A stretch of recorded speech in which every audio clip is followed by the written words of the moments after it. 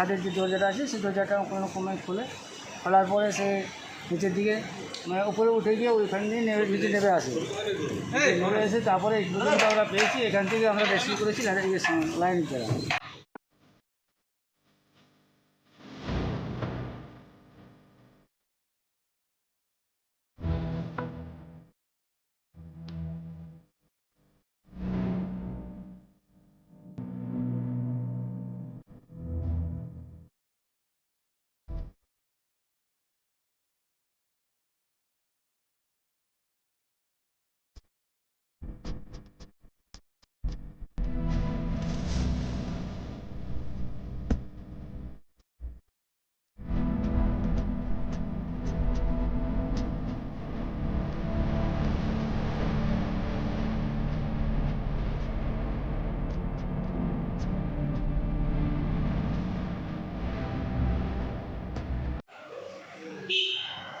একটা সিভিল সাথে কথা বলে নেবেন, ওকে রেস্কিউ করা হয়েছে এবং ওর ট্রিটমেন্টও করে নেবেন, ঠিক আছে, কোনো অসুবিধা নেই। এর আগেও তো এই ধরনের ঘটনা ঘটেছে। আমার আমি সমাজ এসেছি, প্রথম ঘটলো, যা যা ব্যবস্থা সব নেওয়া হয়েছে।